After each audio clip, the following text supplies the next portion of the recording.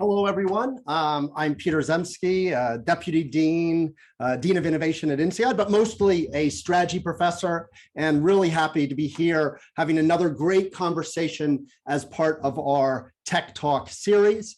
I'm joined, first of all, by Amanda, one of the current MBA students, tech enthusiast, and I'm co-president of the Women in Business Club, and she'll be helping with feeding in your questions. For me, this is a very exciting talk to be able to do because it's going to be quite integrative. Maya, as you're going to see, has had a broad career, broad set of interests, and we're really going to be able to bring together a lot of the themes that we love to talk about in this Tech Talk series.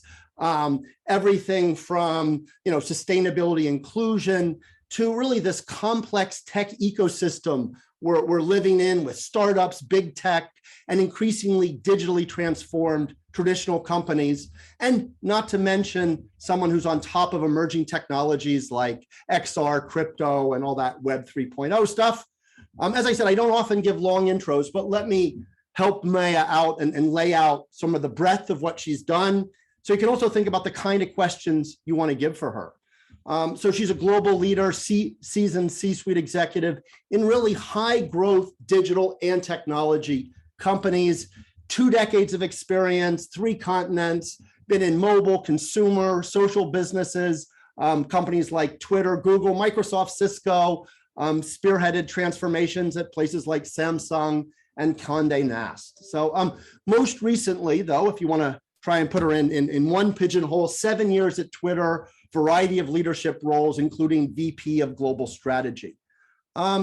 Important to know, she's led and managed large teams from really diverse cultural contexts, so very INSEAD in that sense, living and working US, France, India, currently in Singapore. Now very senior in the industry, serves as board members at ASX, the listed edutech company Open Learning. She oversaw their IPO journey, and now is with Asia's leading insurtech venture, Aviva Singing Life Holdings. And then I guess the last thing really important as well, deeply purposeful about championing issues in tech, including workplace, sustainability and environmental causes. And really has given back a lot to the community and to tech as a mentor. Maya, welcome. And you've been busy since you left INSEAD, but it's great to have you back. Maybe we could just dive right in and maybe start talking about big tech. A lot of angst around them. They just get more and more powerful. It seems more and more momentum. And yet they're definitely facing really interesting opportunities and challenges. What do you see as the issues today? And then how might we address them? Yeah, first off, thank you. Lovely to be here. And it's interesting to see yourself talked about as 20 years in the tech industry, puts a date on you like nothing else that quickly. But it's interesting. I can remember starting my career in the Valley in around 2000, 2001, right? And 20 years ago, .com bust is what I stepped into. And that was really the time when big tech was starting to be formed, right? You had all the first versions of websites and e-commerce websites that had gone bust, and you were starting to see roots of what felt a little bit more like long-term thinking, more durable oriented, high growth tech companies. So it's been interesting to see this whole industry go from nothing to big tech now in 2 decades. And what has been associated with this industry pretty fundamentally has been high growth, high ambition in terms of thinking about global scalability. How do you build something that will be useful to every consumer, not like, hey, I think the American consumer is different from the African consumer, from the Asian consumer. So I think those were inspiring principles from the early days to think about unbridled growth and large scale of problem solving. First came the age of search, in a way democratizing access to information. Today, I look at my kids and they don't need to know everything at all. They take for granted the fact that there's some information somewhere and I could go look at it. Then came social media in a lot of ways, single-handedly changing the entire last decade and how we spent time, how we discovered news in the broadest of sense, and how we maintain relationships. Everything sort of has changed. And I think big tech before I get to the tough parts of big tech has certainly set a baseline for what's possible. Access, information sharing, use of intelligent data, everything on your fingertips with no delay, right? We take these things for granted now. Now that the industry is about 20 years in, it's also seeing all the challenges of what other industries started to see, regulation to a large extent, because now you're seeing the powers of that flywheel effect of being able to bring a lot of data, consumer data in a single location, what that does in terms of creating concentration of usage and things like that, the good parts, the stickiness and all the good parts, but also the tougher parts that come with it. And thinking about how do you think about data usage? What is right? What is wrong? What seemed absolutely right a few years ago, is now you start to think about how people view advertising today. It's a very legitimate way of making money as an industry. But today there's a question asked as to whether, having eyeballs contribute towards advertising is a good thing or a bad thing. And it's certainly a point where the industry is sitting at the throngs of change in really rethinking models and rethinking what responsibility looks like in this world. And regulation is a good part of that equation, I feel. Bringing sort of independent thinking from, academia or from the governments to be able to put more durability into this thinking.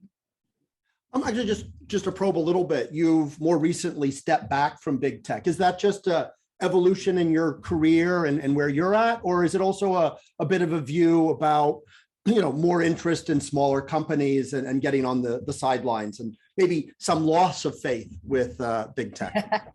I think the journey is a bit more personal than that, right? And I think there's a element of sort of trying to discover constantly what's a better way to solve the world's opportunities in some ways, and big tech may or may not be the answer to that all the time, and small tech certainly is interesting. The other fun part of the moment in time we're in, is every industry is now a tech industry. You don't have tech being unique to the part of the world I came from by any means. And I think for me, what has personally driven the last couple of years, my own transformation, has been really thinking about the next biggest set of problems, right? I look at environment, and I look at climate change, and I look at income inequality, and how do you set up the industry and products we use and build for that next wave? I see that as the next big change management the world has to go through. And I've constantly been thinking about, how do I spend my time, my money, my effort, my intellectual horsepower in trying to bring the best of tech, but to solve problems in this world. So I see a lot of my future there. But in this journey, I've also become an investor and really had an amazing time thinking about which founders will solve the next big problems in the world. It starts at small tech, and hopefully the idea is that they don't remain small forever, but the problem set is narrowly defined to start with. No, clearly, as you said, the imprint of coming with outsized ambition is clearly here to say. And that's what just curious, when you look for founders today, as you said, it's a particular moment. Do you think what you would look for in founders today, or any leading tech talent, how might that, I mean, again, a lot of it is constant, but anything that might be different today than 5 to 10 years ago? Yeah, I think you had very distinctly in the past founders who were either missionary founders or mercenary founders. And I say mercenary with no judgment, right? It just meant that you were the business model person, you figured how to make the buck and make it stick, etc. Or you had these altruistic ambitions as a founder to say, how do I change the world's problems? Money will come later, right? I actually see there's a very interesting marriage of these two types of qualities in founders these days, increasingly so. I don't feel like I have to trade one off with the other. And that is quite interesting to say, yeah, I want to build something that's purposeful, but I'm not going to trade off profit for it. And I think there's something super interesting that you can find people like that. Yeah. Okay, so I want to keep getting, let's cover the territory a little bit, and then we'll, partly with audience questions, we'll go back and go deeper. But maybe just one thing around the global spread of tech. So again, you're active in these other ecosystems. And again, the ambition coming out of Silicon Valley and the US was tech wants to be global, we'll just dominate the world. But over time, clearly tech has gone global. You have these other ecosystems. What's your kind of view on where that's going? How dominant do you expect the US and the Bay Area ecosystem to be over the next 10 years? I don't know what area, how do you see that decentralization of Silicon Valley going? One of the nicest accelerants that came out of COVID being a reality, as much as the world has gone through, honestly, a tough time. But the accelerant that came out of this was learning how to do decentralized tech well. There was always ambitions, there were always attempts, there were experiments, but it was difficult to do it right. And so you had a high proportion of people giving up in that journey before they got to the outcomes. What is super interesting now is that people are saying, you don't need to trade off as a talent your ambition to work for an amazing company or build something that is really interesting for the world with location. And you might want to stay close to your family. You might want to be close to the ski slopes. You might, whatever that consideration set is, you don't have to trade it off. And we're just been working on accelerating the how behind it. So the ecosystem of Silicon Valley, I think, has changed permanently once and for all. The trajectory is moving, right? And you see everything from Boulder, Toronto, Miami become big centers and equally interesting centers. What Silicon Valley had originally was this concentration of talent that you could learn from, that you could spitball with, you can brainstorm with, and then a concentration of capital and VCs that will come and back the dreams that all these engineers had.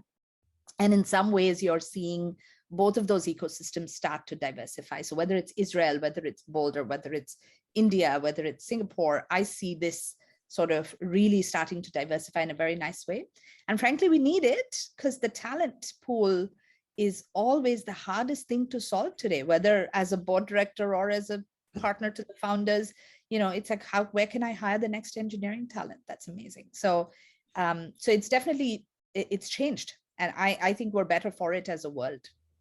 So let's go a little, Amanda, we already have a question on sort of, I think, hybrid work. Why don't you throw that one in and we'll because again, clearly that interacts with this global issue. Yeah, so we have a great question from Lita, who's asking, now that return to work and return to normal is being discussed, how do you foresee the landscape changing for flexible work and inclusivity at work, especially from the lens of women in tech? I think there's an opportunity, and I also sort of flag a bit of a challenge, right? As a woman, let's start with the opportunity. I think it's incredibly interesting that remote work can become the default language we're all talking about. I was talking to someone who's an amazing product leader in an e-commerce company, and she told me, listen, I just assume today that any job that anybody's talking to me for is remote inclusive, right?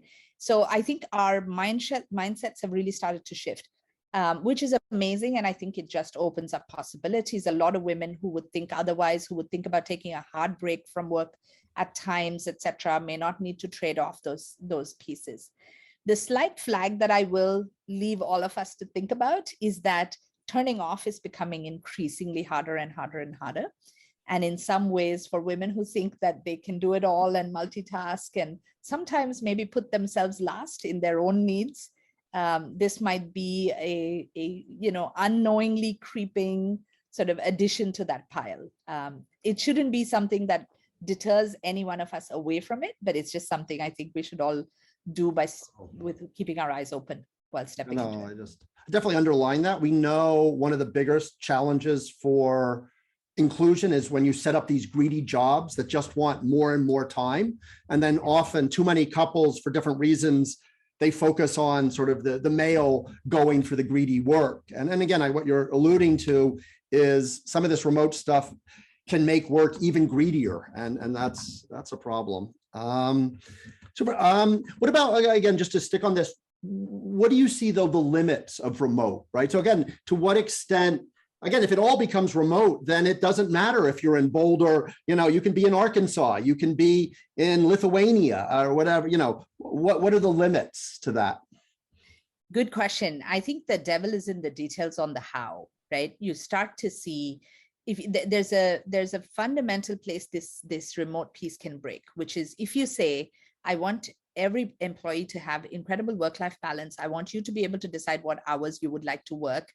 But hey, you're part of a team now that works exactly the opposite hours as you, right? And so I don't think it is location centric anymore, but I think there's a big body of work to be done to think about time zone centricity, right? And so you can take, from whatever early studies I have seen, you can take 3 or 4 time zones that are co-located next to each other and club them together, and you'll start to see bands of time zones forming teams.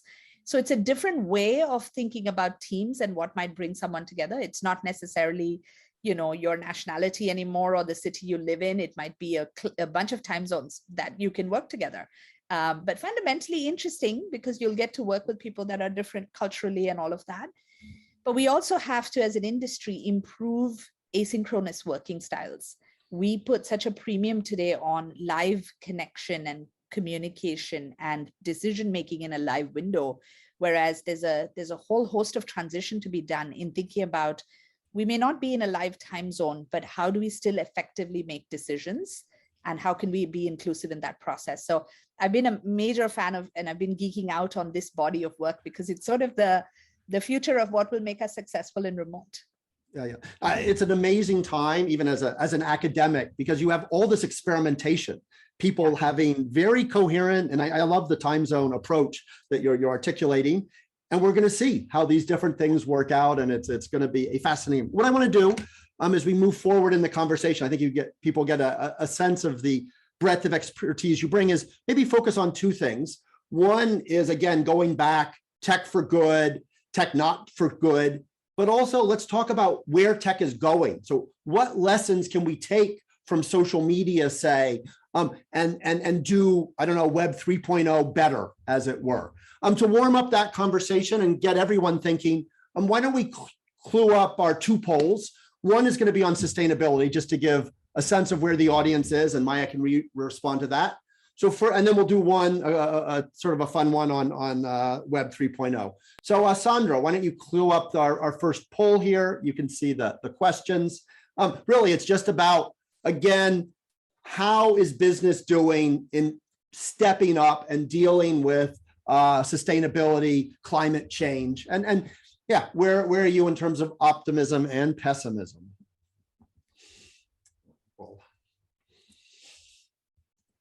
So, Sandra, I don't see the response rates on my setup. So when you see that we've got enough responses, please share the results with everyone.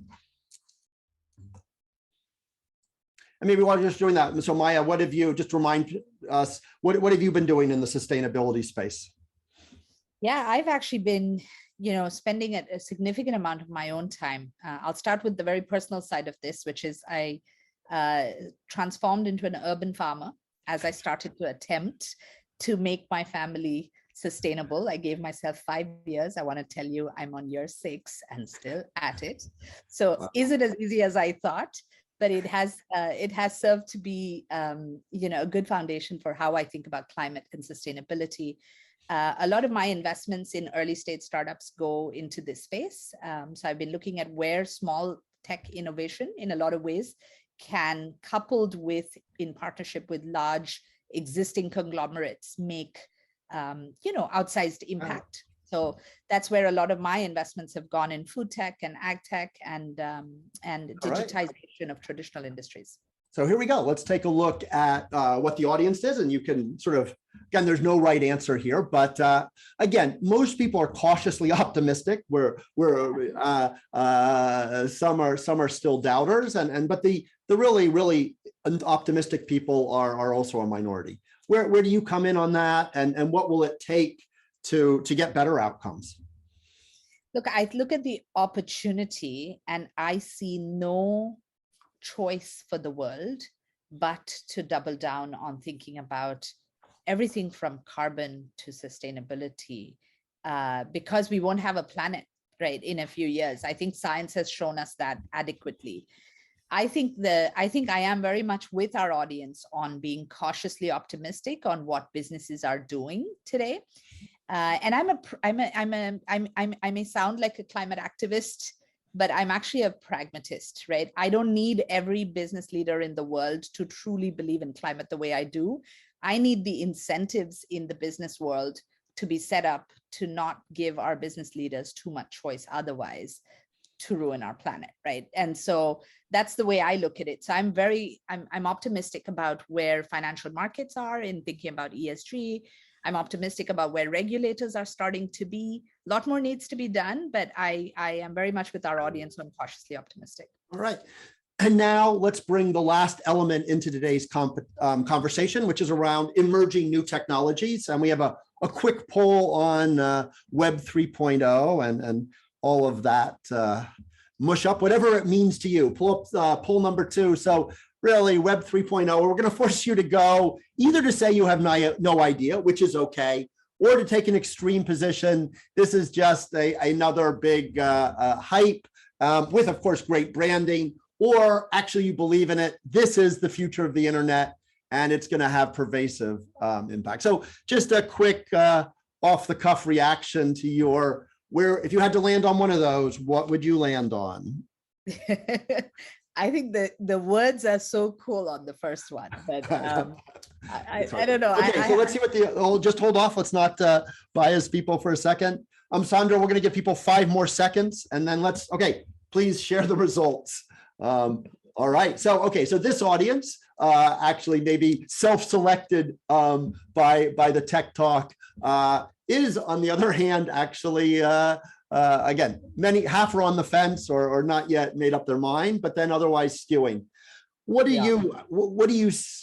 your current view on Web 3.0? What's really promising there, and where are the areas of scam and hype?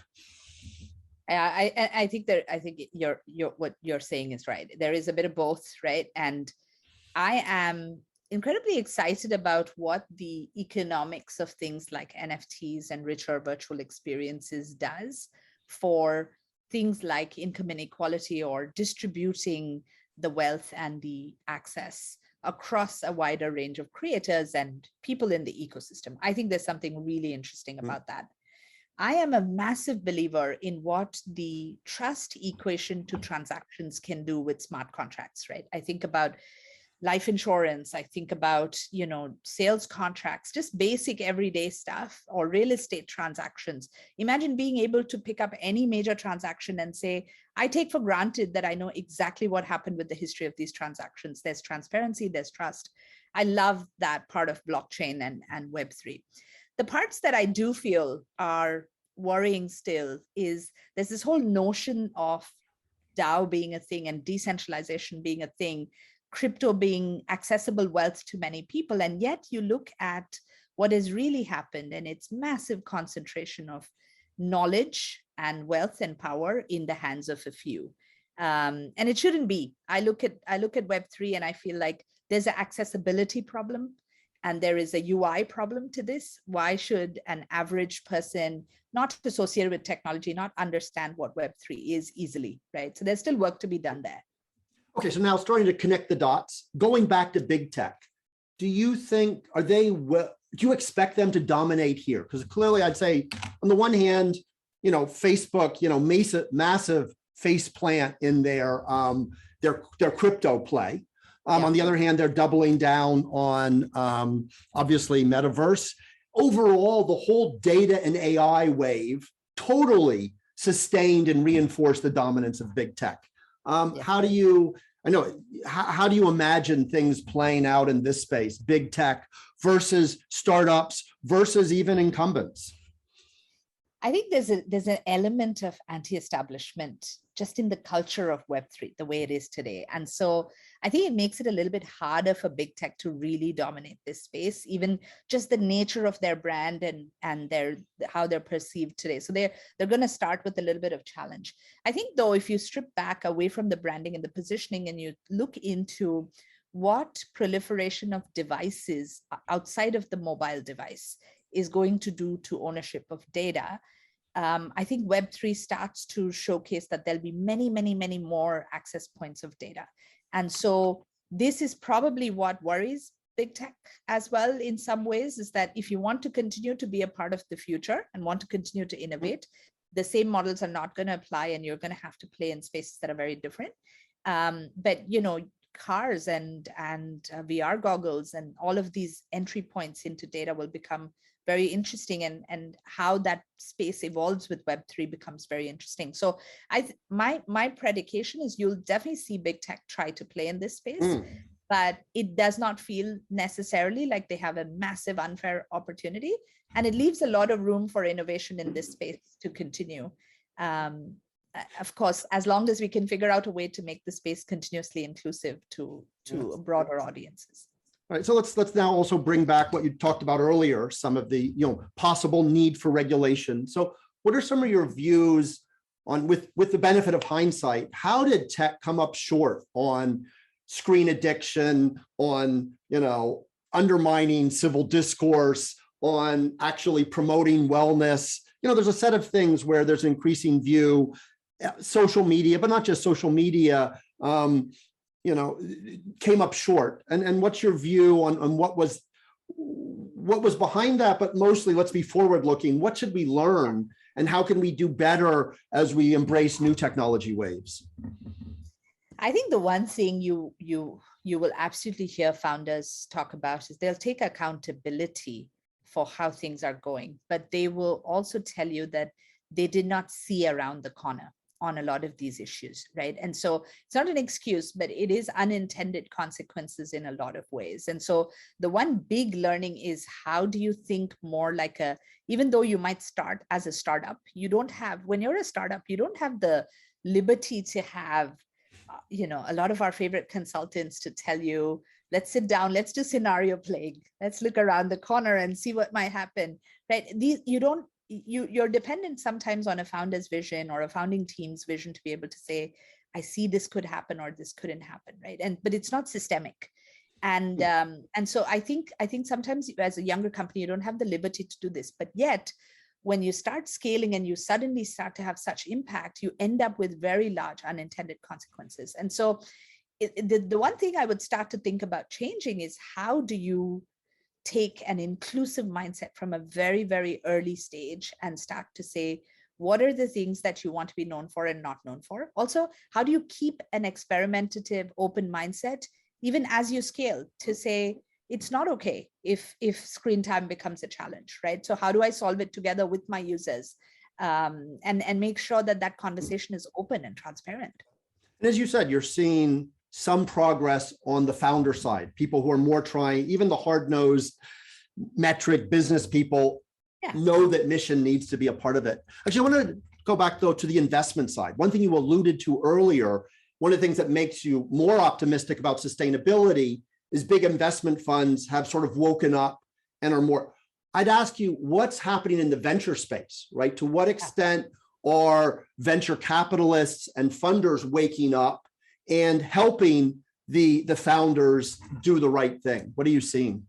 Yeah, I think the diversity and inclusion conversation actually has quite a big import, not just in the founder space, but actually also in the VC space, for the exact same reason that you're alluding to, right? When I make an investment, even as an angel investor, even if it's a small check I'm writing to someone, for those 10 minutes before I've written that check, I get to ask you, why is your founding team not diverse? If I give you a year and I sign you a check, will you? Right? In a different consequence, they may have no reason to listen to me, but for those 10 minutes, they have to listen to me and answer my question. Or the same thing is, how are you going to make your product sustainable? And I think those questions are very, very important. And I see a lot of coalition. There's a coalition for leaders for climate change that I joined recently. And one of the very actionable pieces I saw was that VCs who are in that circle are borrowing a template of terms they're putting into contracts as they're investing, to say you have to meet X sustainability needs or Y inclusion needs. So I think it's an interesting opportunity to know that you have a certain amount of impact when you are signing over dollars. Not only impact, but you have the responsibility to ask the right questions, because you can't just shirk that responsibility and say, oh, the founder built that, it was unintended consequences. Very good. Amanda, just to give you a heads up, I'm going to go over to you for questions after I ask one more. And so Maya, I just want to follow up on the inclusion piece, and maybe let's talk about that more generally. Same thing. Are we, there's a lot of talk in tech about inclusion today, more talk at least. Same thing. Are you optimistic? How optimistic are you that we're really making progress? And a little bit about what different actors in the ecosystem should be doing to accelerate progress in this area? I think the tech industry in general has been interesting in pushing this from the forefront. Right? And I see this because I talk to a number of companies in more traditional industries, and the conversation is a bit more basic sometimes. And we need progress in all stages of industries, but it's been good to see. I think there is a large conversation around representation of different types of people, different people from around the world, different orientation, all of that. And representation is a good starting point, but you also now see that conversation evolving into, how do I not just make sure I have a team that looks diverse, but how do I make sure I am growing people with a diverse mindset and an inclusive mindset? How do I make sure every employee feels like they belong in the highest and the most philosophical way of thinking about this? And I think those are great ambitious ways to think about inclusion. It's what we need in the world. We need to ask the questions even if they're difficult. But if I step back, I'm encouraged by progress. I look at 3 metrics. I look at what is the makeup of the founder ecosystem, because these are the next future accelerated leaders who go from founders to CEOs of large companies. I look at the board ecosystem, and I look at the operators and the leadership ecosystem. And if these 3 start to look like they represent different shades than what they did before, that's a good sign. The other thing to keep an eye on is people who are coming into the right education skills, right? Who's learning AI? Who's learning crypto today? We're talking about Web3.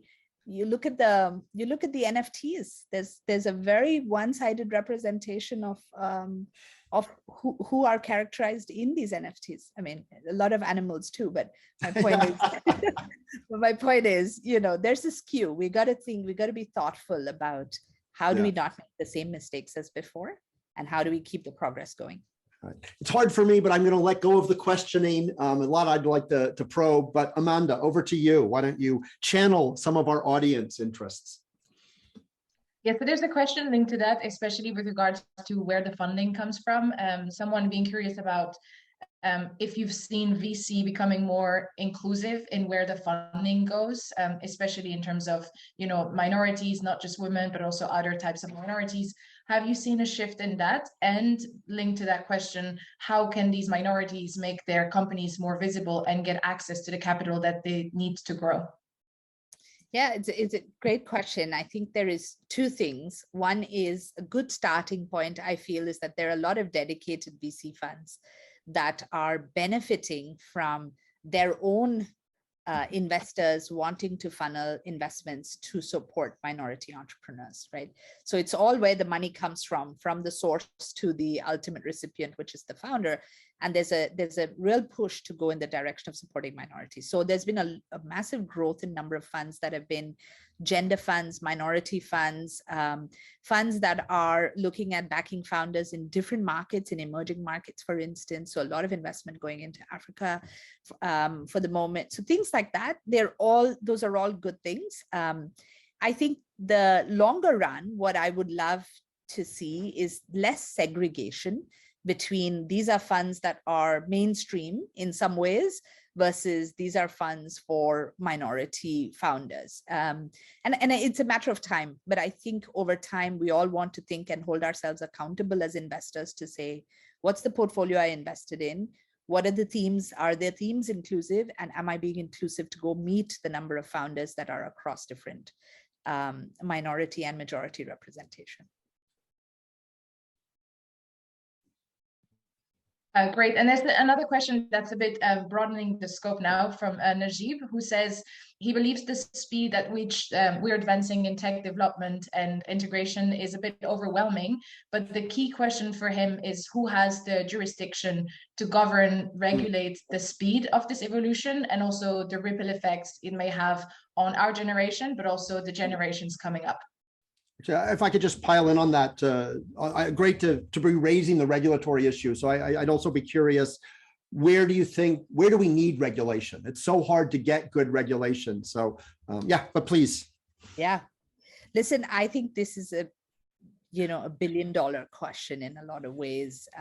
Incredibly good question. If we learned anything from the last decade, this is where we should be spending our time as think tanks, sort of trying to find the right answers. I think there are two models of regulation which have been talked about a lot over the last 4 or 5 years. One has been sort of let tech grow or let high growth or new spaces grow. Let's learn what is needed before we start to regulate. The other has been, be strict with regulation from day one, and so that there's no hanky-panky that happens, right? And in some ways that those two, there's almost a hybrid of those two that is needed in reality. I look at a different, less controversial space in some ways. I look at fintech, not even thinking about crypto, but I look at fintech and I look at some markets. London's a good example, Singapore's a good example, where they have said that we will regulate and we will hold every company accountable in the future to higher standards, but we might give you a sandbox to play in for the first few years. And we'll keep a close eye on the sandbox, right? And so it's sort of a hybrid model of regulation that is lighter touch, intentionally so, but yet closer relationship so that you're learning together. So it might be interesting to find models that are scalable like that. It requires intelligent regulatory authorities, it requires effort, it requires investment. But I also think that there is stronger roles to play for a combination of academia and nonprofit sectors to actively be at the table with authority, with the governments in shaping regulation. Let's take a different space of tech. Let's take space tech. You have a race that last year there was insane amounts of funding that went into space tech. And part of this is that people want to colonize, is a controversial word, but you're trying to colonize space before rules can be put in, because whoever has the most authority there or the most footprint is going to define how regulation gets set up. So I think it's worth solving the regulation model problem once, but apply it to every other emerging new space of technology or other business that's going to come up. So I actually think that's the space to go innovate in now. If we've learned anything from what has happened over the last decade, that's where I'd go innovate. The best minds should go into thinking about friendly regulation. And maybe a follow-up question on that just came through. So how can the governments successfully do that when tech seems to have the highest concentration of both data, but also talent and intelligence? It feels like it's not quite well balanced. So how can they not fight against each other, but work together? Yeah, I think more than the data, I think the talent piece is a critical one, right? Because even to think about, one of the things that governments have been criticized by big tech in the last few years has been that government is providing ideas for regulation that isn't feasible. So the feasibility of applying that regulation is an important one. And that feasibility stress test in a lot of ways has to come from good talent that understands the space from within. So really more than the data, I worry about the ability for, because regulators can ask for pattern data. They don't need the specifics, but they can ask for the patterns of outcomes of data and work together with companies on it. But I think the talent piece is a really critical one. I see some governments sort of paying top dollar to be able to bring talent in, but that's a very big ask of the majority of governments today, right? That's not how governments are set up. So it is, I think, something to think about. Do you separate regular administration from government and regulatory parts of government? And do you overinvest in talent in the regulatory parts of government? Maybe there's an answer there to think about. I don't have a very, very precise answer to that question other than to say it is an incredibly important area to think about. Just to go a little bit deeper, what's your view on how we've done on the privacy legislation, especially obviously out of Europe? Are there positives to take from that going forward? Negatives? Clearly, also, even just the role of Europe in the sense that, you know, every country, it's not going to work, every country to do this for a whole set of reasons. And I remember talking to one former prime minister who says, I think Europe can be a regulatory superpower, which is a little bit scary in some ways, but just curious what your reactions are to Europe and GDPR. I actually think the best thing that came out of the last few years was the GDPR model. The reason being, even if I put myself in my former role in being an operator at a company in big tech, it was very hard to work with the swath of markets. Let's take Asia as an example, where every market had very individualistic point of view on regulations, sometimes unsophisticated, and certainly not feasible. At least by collaborating as a block of countries and by being very clear that there is a high standard we will put, but it will be across many areas that are related, it gave a more structured approach to dialogue. Not everybody was happy with every outcome, but we all ended up living with it in the industry, right? So it was effective. So I actually think that there's something very interesting there that came out of GDPR. GDPR, I would say, was a win. We haven't had that type of win everywhere. But I would certainly say there's a model to borrow from and to learn. There's also, as I think about my, where I spend a lot of my efforts thinking about now, where I think about carbon and I think about sustainability, I still see the Nordic countries and the EU sort of taking a big leadership role just from the nature of how long they've been thinking about this and how further ahead regulation is. So I think it might be overreaching, but not all that overreaching to say maybe Europe could be a regulatory superpower. Very interesting. Amanda, a couple more questions from the audience, please.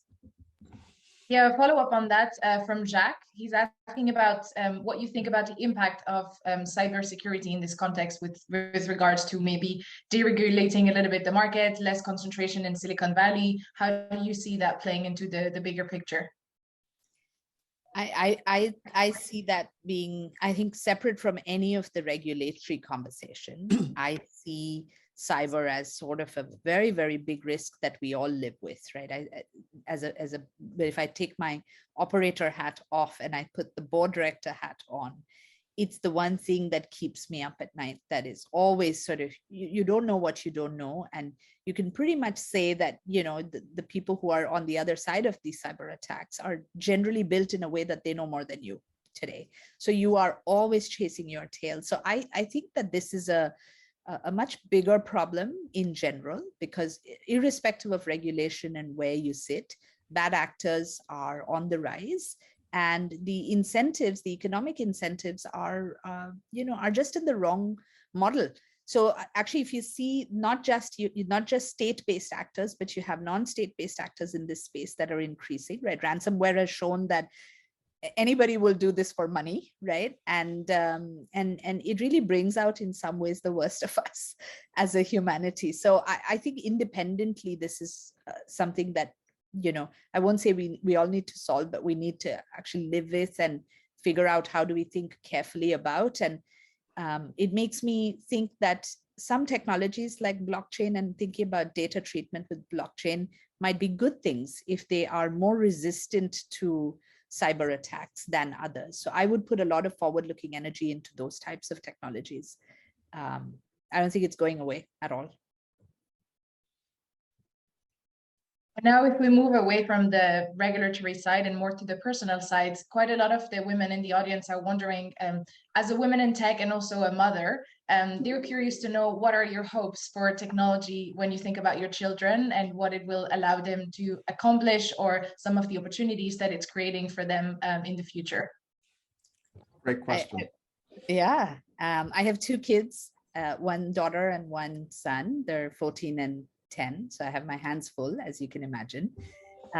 When I told the daughter, and this is a personal story, but I'll share it, it's a big audience. When I told the daughter I was going to take a step back from Twitter for a few months and figure out what I'm going to do in the space of sustainability and tech, she looks at me and says, listen, you're one half of an earning couple. You'd better keep up your half, right? Like, don't make dada retire later than he needs to because of your explorations. And I was so stunned for a minute. But I thought it was a cool thing because my daughter held me to the same standard she would hold her dad to. So there's something behind the scenes there that maybe we've done right in showing our daughter that there can be an equal world.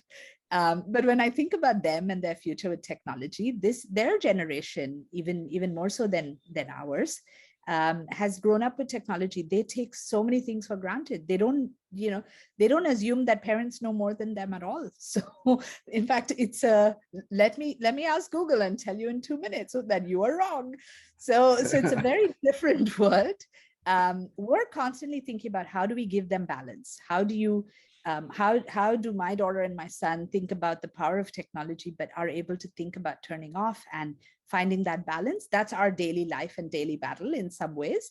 But I like the fact that their starting point is so much more tech enabled than we are. They edit videos better than I could ever hope to edit videos. And that's a part of their life, right? And there's something cool about that.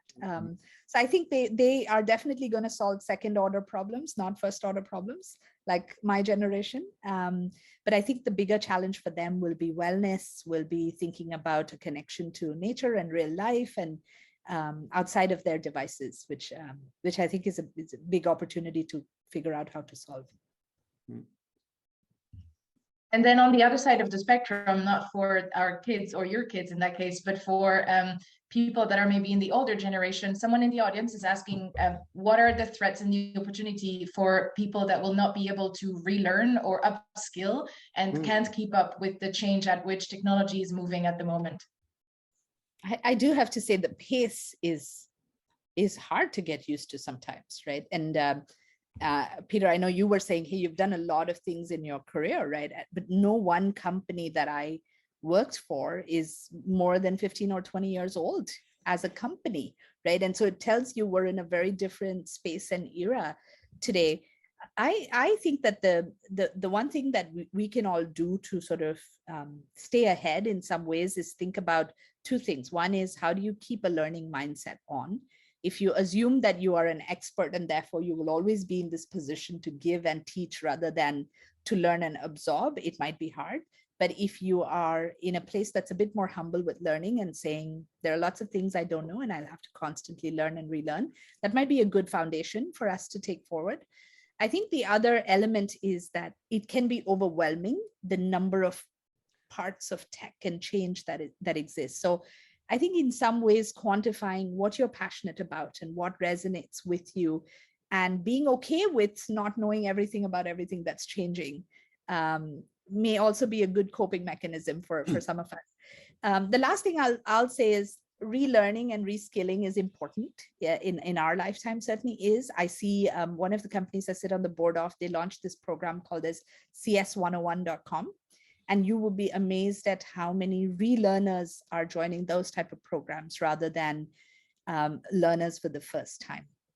And so I think that's part for the course. I think take it as a fun journey to relearn and say, how do you reinvent yourself? Again, I just to probe even deeper, I think the learning topic, obviously hugely important for the INSEAD community, but in general, right? With all this change, at the end, just what have you learned about becoming an effective learner yourself, even just like tips, but also how do you get the teams you work with to learn and ultimately even, organizations to be better at learning? Any concrete tips that you might have on that? Yeah, I'll talk about me first and then organizations and teams next. So for me, I actually follow curiosity and passion. I find it easy to learn when I'm chasing that down a rabbit hole. So there'll be rabbit hole weekends when I have sort of started learning about sustainability and renewable energy, and I'll come away and talk to my family about biofuels and how, and they'll look at me saying, where were you and what did we lose you to? So that happens. But I think for me, the easier way is to follow a passion, follow a thread. I'm curious about something, follow the curiosity and sort of go down that path. When it comes to me being a leader and supporting my teams and organizations, I think one of the things I learned is learning and fun and team building go very well hand in hand together. And so rather than tackling some of these separately, Every quarter, we would do get-togethers to build bonds as a team, as an org, or as a leadership team. And we would always build learning into it, because learning together is fun. Learning together sort of brings out a nice element to it. We would do a lot of executive education at INSEAD and other places, and we would do that as a team together. And so while you're learning, you're also reorienting yourselves as a team together. And I found that to be sticky. A lot of my leaders were very happy sort of going through that process and came away feeling they invested in themselves too, as with the relationships. Very nice. Thank you. Amanda, maybe we'll bring you back in. Why don't you pick a last couple of questions, and then we'll start wrapping up. Yeah, so I think a more personal question again is, who impacted your career as you transition? Your 20 years in tech is a long time. Any mentors or coaches or sponsors that have sort of shaped how you navigated your 20-year careers in the industry? I think the two places I turn to, one has been a community. At some point, consciously, I went from not necessarily caring too much to have a community of women around me to saying that, hey, I really want to give this a try, and I want to build interesting. It started with women, but also a lot of male counterparts and other leaders, but really wanting to have a diverse group around me that I could, call almost like the cliched board of directors, but people who I could get vulnerable with and have conversations and be open with. And I found that I gained a lot of energy and learning from. So I have my posse, as I call them. I have my posse. That's a big group of people around the world that I go and tap into. And it's very important. And I am a different person now that I have that posse versus when I didn't. I think the other place I derive a lot of my inspiration from has been books. I embraced rapid reading after many years. And I have to say that there are books that have changed fundamentally how I approach life and how I approach leadership. And I call these books that changed my life. And I need to find at least one book a year that will so change me. So the most recent ones to share with you, they're not all new, but there was a book called 100-Year Life, which is written by some economists and philosophers as a combination, really made me think differently about career and life and the intersection of those two. And another one was around a book called Infidel, which was really about Ethiopia and the refugee crisis, and just got me thinking very differently about opportunities in the refugee space. Yeah, thank you for the personal sharing. Let me put one last topic on the table, and thank you so much for having gone all over the place with us. Is on what's happening with global today, right? So the pandemic has accelerated a lot of things, accelerated digital, we talked about that, has accelerated ESG, those kind of issues. But the other thing is that it's clearly accelerated some of the nationalism, regionalism that we'd had before with Brexit and Trump and Islamic extremism. And again, today, obviously the West versus Russia, everyone's sitting now waiting to see where China comes down. I mean, there's a scenario where China does stand behind Russia, and we have a huge fission in the whole global system. Anyway, sorry to lay that on you at the end, but what do you make of that? And especially from a tech point of view, tech wants to be global, but it seems like the planet's had enough of global in some ways. What are you thinking? Yeah, no, just that simple question to bring the conversation home, Peter. That's good. No, I spent a lot of my time actually at Twitter working with a lot of innovative businesses from China. And so thinking about geopolitical risk and trade wars and things was already hard enough. I cannot even imagine what the next phase of this is going to be. I do think we're starting to see a different world in terms of where geopolitical understanding, awareness, navigating was never a part of tech executive lingo in the past, right? But now I think it will very much be a part of that lingo. But when I meet a lot of people who are in banking and finance, for instance, or who are from traditional media and television, they seem to have the scars needed to do some of this. So is this evolution in some ways? Will we see a lot more local joint ventures than tech has done globally in the past, right? I think these are ways where does the technology world start to look a little bit like the traditional world of business? Maybe the answer is yes. maybe there are parts that are less controversial. I find e-commerce somewhat less controversial. I find,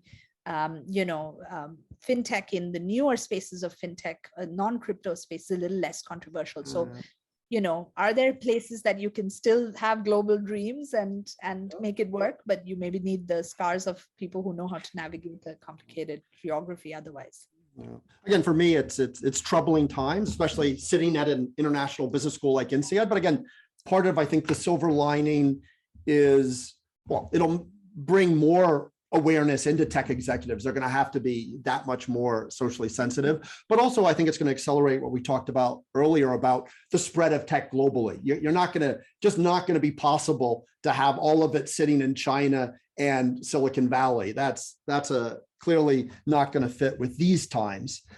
Okay, anyway, so maybe at the end, just as give you a chance to wrap up. I mean, really, two things I think would be nice to hear from you. Again, final messages you really want to underline, but then also there are many young female talents in the audience, and so anything you want to advice or calls to action that you want to share with that group would be appreciated too.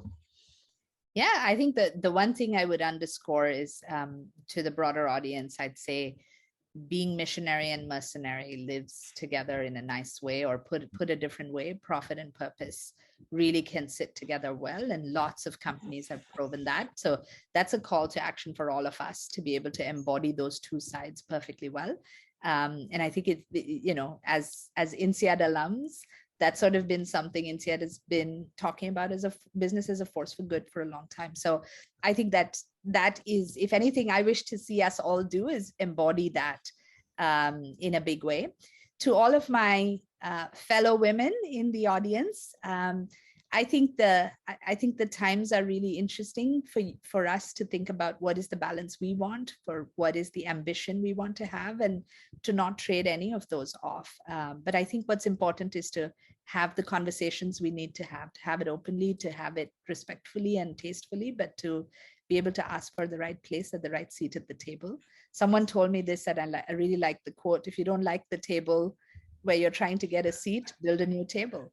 So I kind of like that. It goes to the founder mindset, maybe, that we can embrace. So I'm excited for the future for us. Maya, we're living in, a really intriguing time, and thanks for helping us make sense of it, looking at some of the connections between all the things happening around us. So thank you so much for your time. And on just behalf of the audience, a big thank you for giving back to the community. Thank you for having me. And Amanda, thank you for the assistance.